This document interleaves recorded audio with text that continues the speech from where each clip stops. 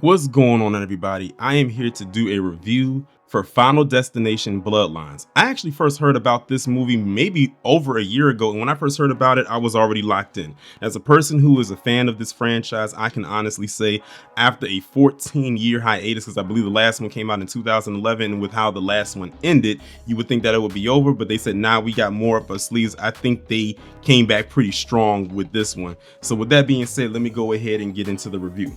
Final Destination Bloodline marks the sixth film in the franchise, but it does something rare for horror sequels. It breathes new life into the series by going backward.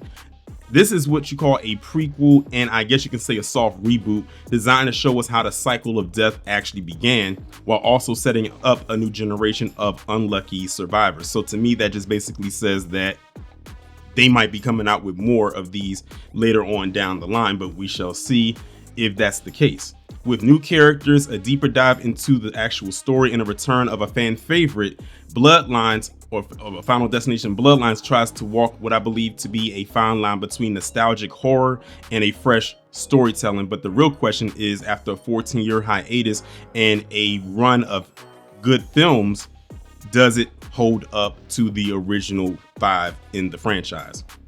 So the story pretty much kicks off in the late 1960s with this major tragedy, one that of course does not play out the way that one would think that it should.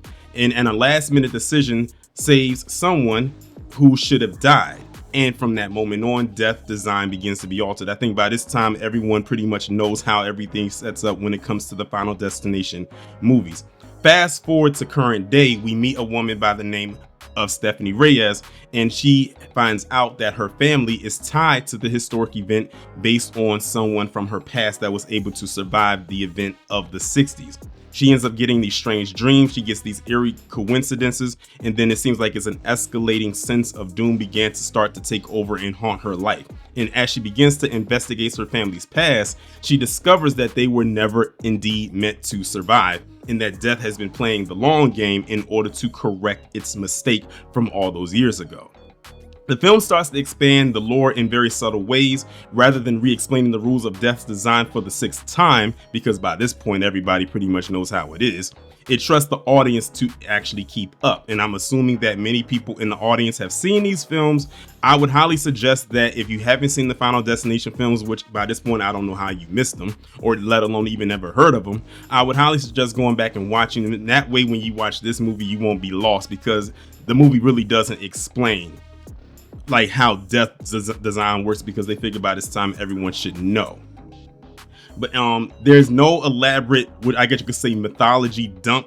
Instead, what this film does is explores the emotional and psychological impact of being part of a cursed bloodline, and I guess you could say it's also more mature in tone, more emotionally resonant, and of course is definitely packed with horror and a lot of tension. And I think what makes this movie feel fresh is its characters, because unlike the previous films that focus more on archetypes or body count, this movie genuinely tries to make you care about the people involved. So the first one I want to talk about is Stephanie. She is the protagonist of the film. She is the lead. She's basically the granddaughter of the woman from the past that ends up having a premonition. That really is not necessarily a spoiler, because the trailer actually kind of reveals that. I wish they kind of didn't, but you know, it is what it is. And now she has this information and she's trying to do what she can to save her family. The question is she going to end up being successful?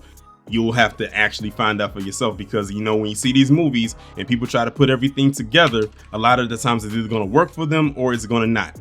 99.9% of the times it usually never works. Then you also have Stephanie's brother, whose name is Charlie. He's a young boy. You know, he's just, you know, doing the everyday teenage thing. He's basically home with his dad by himself. His sister comes home, and you can tell there's a little bit of distance there, or a little bit of disconnect, because they don't talk as much, because she's in college, he's in high school, and they do what brings them together is basically all of this stuff that happens. It's crazy how the things that bring them together are very gory and deadly. That's the craziest part of how everything can be stitched together. There are also other supporting characters in there. You know, she has family, she has an uncle, she has an aunt, she has some cousins and all that type of stuff right there. I will say that the guy who plays her older cousin, I forgot his name, he actually was one of the comedic reliefs in the movie. When I saw this movie, and by the way, rule of thumb, go see horror movies with a black audience. I swear we can be so extra when it comes to these horror movies. But the actor that played the older cousin, he was definitely more the comedic relief of this film. Like everything that he was doing and saying had everybody laughing, even if it wasn't supposed to be or meant to be funny. It's just the way it was, how he acted. So kudos to the actor that played him. But like I said, I can't think for the life of me of what the actor's name is or the character that he played. But if you see the movie, you know exactly what I'm talking about. And even going back to the actor that plays the Stephanie's brother, what I liked is that he wasn't there just for death fodder. It's like each character also had a distinct voice to themselves, and you get that sense that the filmmakers genuinely cared about their story, even within the constraints of a horror film. One other thing that I thought was interesting was the pacing. Pacing is key in any Final Destination movie, and Bloodlines handled it very well.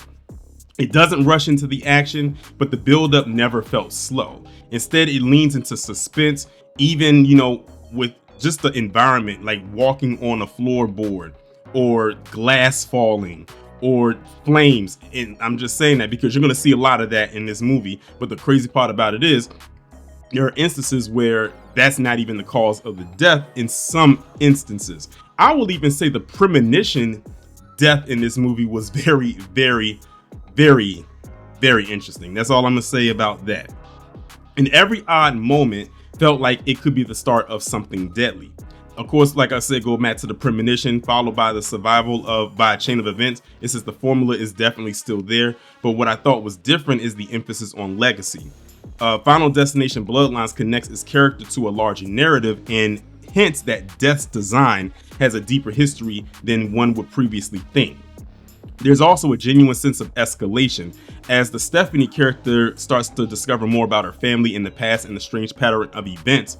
The stakes begin to rise even more. There are no, I guess you could say, shoehorn subplots, and every scene pushes the story forward. So it's like straight to the point. You don't have to worry about, oh, I got to go do this side mission in order to get back to the main story and help build that up. No, it's like everything is really straightforward, and I love that.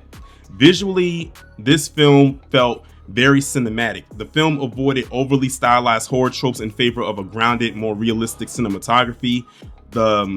This also makes certain movies of chaos and death even more, I would guess you could say, more terrifying. The tone is more mellow and the suspense and more suspenseful than I would say more previous films. And it's also still some dark humor, like I was saying with the older cousin and some of the stuff that he was saying. That's exactly what I meant by that. And this is, Final Destination after all, but it's more subdued.